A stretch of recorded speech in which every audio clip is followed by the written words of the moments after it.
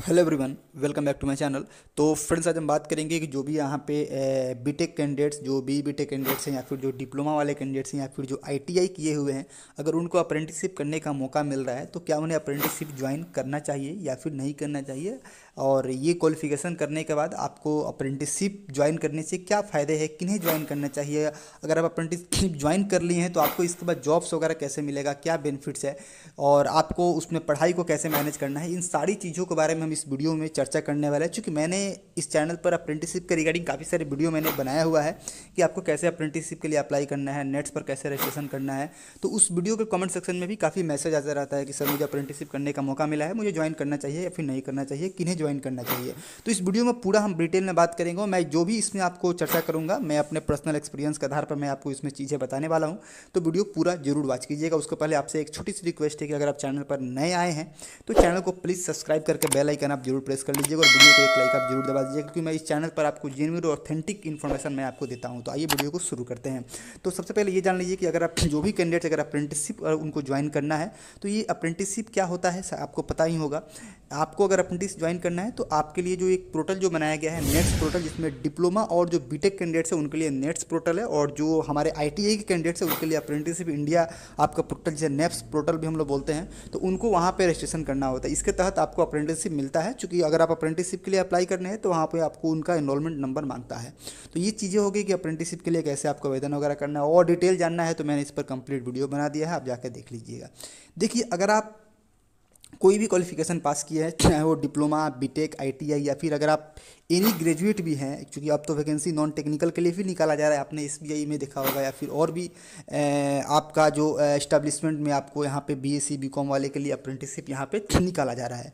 तो आप कि अगर आपको अप्रेंटिसशिप मिल रहा है तो किन कंडीशन में ज्वाइन करना चाहिए। कि देखिए, अगर आप बीटेक या फिर आईटीआई करने के बाद आपके पास यहाँ पे कोई जॉब अभी नहीं मिल रहा है, आपको जॉब यहाँ पे सर्च करते आपको 6 महीने, साल भर, आपके 1.5 साल हो गए हैं, कोई जॉब आपको नहीं मिल रहा है, ठीक है। तो आपको जो अप्रेंटिसशिप होता है वो अप्रेंटिसशिप आप ज्वाइन कर सकते हैं। चूँकि अप्रेंटिसशिप आपको, चूँकि वैकेंसी भी इसकी आती रहती है, और इसमें क्या है, इस्टेब्लिशमेंट आपको आराम से यहाँ पे हो भी जाता है, ठीक है ना। चूँकि इसमें कोई आपको हार्ड एंड फास्ट आपका एग्जाम नहीं होता है, अगर होगा भी तो आपका एक पर्सनल इंटरव्यू वगैरह हो सकता है, बाकी जो भी नंबर बेसिस पर आपका इसमें सिलेक्शन हो जाता है। इसमें क्या है कि अगर आप ज्वाइन कर लेंगे तो कम से कम ये होगा कि आपका एक जॉब लेने का एक गेटवे हो जाएगा आपका। चूँकि आप जिस भी कंपनी या इस्टेब्लिशमेंट में अप्रेंटिसशिप आप ज्वाइन करेंगे तो आपको वहाँ पे एक तो आपको स्किल्स वहाँ पे आप सीखेंगे, वहाँ पे इंडस्ट्रियल एक तरह से ट्रेनिंग मिलेगा, आपको प्रैक्टिकल ट्रेनिंग मिलेगा, तो आपको एक नॉलेज होगा उसके बारे में। क्योंकि अभी जब आप आईटीआई जो कैंडिडेट्स किए हैं या फिर डिप्लोमा या फिर बीटेक किए हैं, वो कॉलेज से जब निकलते हैं तो उनके पास कोई इंडस्ट्रियल एक्सपीरियंस नहीं होता है, कंपनी में कैसे काम होता है, आज तक उन्होंने पढ़ाई किया, मैकेनिकल हो या फिर इलेक्ट्रिकल हो या फिर कोई भी ब्रांच हो। तो जब आप किसी कंपनी में जाएंगे ना तो वहाँ पे कैसे काम होता है वो आप चीज़ों को सीखेंगे, वहाँ पे एक्सपीरियंस आपका गेन होगा।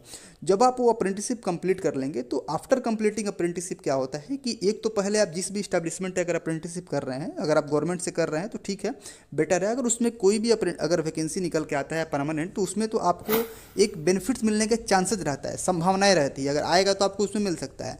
दूसरी बात क्या है कि अगर आप प्राइवेट में भी जाते हैं अप्लाई करने के लिए, अगर किसी और आप अप्रेंटिसशिप पूरा करने के बाद, तो आप उस रिज्यूम में उसे एक्सपीरियंस के तौर पे आप मेंशन कर सकते हैं, ठीक है ना, कि मैंने वहाँ पे 1 ईयर अप्रेंटिसशिप किया, मुझे 1 ईयर का आपको ऑपरेशन मेंटेनेंस में या फिर जो भी आपने काम किया है मुझे इसका एक्सपीरियंस है। तो वहाँ पे जो एचआर पे एक अलग इंपैक्ट पड़ेगा। जो भी यहाँ पे फ्रेशर कैंडिडेट इंटरव्यू देने के लिए आए होंगे या फिर वहाँ पे 1 ईयर का अगर आप एक्सपीरियंस मांग रहा है, तो वहाँ पे आप चीज़ों को बता सकते हैं कि मैंने ये काम किया, मैंने ये सीखा, ठीक है ना। तो आपको ये जॉब लेने में आपको आसानी हो जाएगा, पहली बात।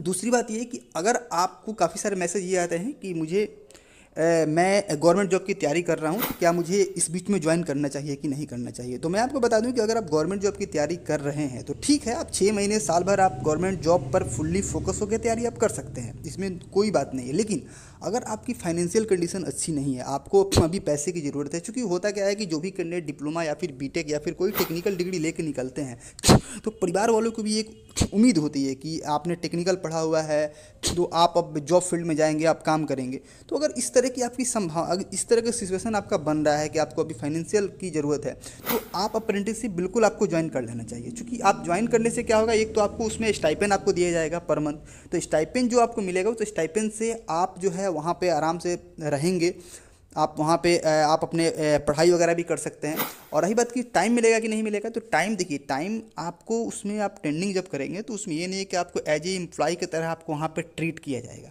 ठीक है, एज ए ट्रेनी के रूप में आप वहाँ पर रह रहे हैं। अब किसी किसी इस्टेब्लिशमेंट में ज़्यादा वर्कलोड होता है, नो डाउट, लेकिन काफ़ी सारे आपको यहाँ पे कंपनी ऐसी भी है जहाँ पे आप कोई उतना काम नहीं होता है आपको, ठीक है ना। तो आपको देखिए, आप जब भी आप दो चीज़ें जब साथ में लेके चलेंगे ना, तो ये चीज़ें आपको है ना कि अपने में एक सेल्फ डिसिप्लिन मेंटेन करना पड़ेगा, ठीक है ना। आपको ये नहीं देखना है कि अगर मुझे आपको शाम को 2-3 घंटे या फिर सुबह में आपको 2 घंटे समय आपको कैसे भी करके निकालना पड़ेगा। थोड़ा सा आपका यहाँ पे अदर जो कैंडिडेट जो कुछ नहीं कर रहे हैं, केवल ओनली फॉर तैयारी पर फोकस है, उसके मुकाबले थोड़ा सा आपका यहाँ पे टफ तो हो जाता है कि आपको वहाँ पे दोनों चीज़ें मेंटेन करके चलनी पड़ती है। लेकिन अगर आप सेल्फ डिसिप्लिन मेंटेन करते हैं, सही समय का यूटिलाइजेशन आप सही से करते हैं, तो इसमें कोई बात नहीं है। काफ़ी सारे हमारे फ्रेंड्स हैं, मैंने काफ़ी सारे स्टूडेंट को देखा है जो अप्रेंटिसशिप करते हुए उनका यहाँ पे जॉब जो है हो गया है, ठीक है, और बीच में वो अप्रेंटिसशिप छोड़ देते हैं। और आपको इस बात का बिल्कुल भी ध्यान रखना है, जब भी आप अप्रेंटिसशिप ज्वाइन करेंगे तो आपको जो गवर्नमेंट फॉर्म आते हैं ना, उसे आपको भरते रहना पड़ेगा। ये नहीं है कि आप अप्रेंटिसशिप ज्वाइन कर लिए, मैं देखता हूँ काफ़ी सारे कैंडिडेट्स को कि ज्वाइन कर लिए, स्टाइपेंड मिल रहा है, ऐसा नहीं करना है आपको। आपको फॉर्म भरते रहना है, एग्जाम देते रहना है, क्योंकि किसी भी कंपनी में आप ज्वाइन करेंगे तो उसमें आपको CL मेडिकल वगैरह की सारी फैसिलिटीज वहाँ पे होती है, आप उसे लीजिए, ठीक है ना, आप लेके वहाँ पे जा सकते हैं। और आपके डिपार्टमेंट में अच्छे संपर्क है, अच्छे आपका यहाँ पे कोऑर्डिनेशन है, तो आपको छुट्टी वगैरह की कोई परेशानी यहाँ पे नहीं होती है, ठीक है ना। और आप तैयारी भी करते रहिए, फॉर्म भी भरते रहिए। काफ़ी सारे कैंडिडेट्स का ये भी डाउट रहता है कि मुझे अप्रेंटिसशिप ज्वाइन करूं या फिर कोई परमानेंट जॉब मुझे मिल रहा है प्राइवेट में भी, मैं वो ज्वाइन करूं। तो मेरे लिहाज से अगर आपको परमानेंट जॉब आपको मिल रहा है किसी भी कंपनी में, तो आपको वो ज्वाइन करना चाहिए मेरे एक्सपीरियंस के मुताबिक। क्योंकि अगर आप वहाँ पे परमानेंट जॉब ज्वाइन करते हैं तो कम से कम ये रहता है कि आपको वहाँ पे 1 ईयर के बाद आपको वहाँ पे रखा जाएगा, ठीक है ना।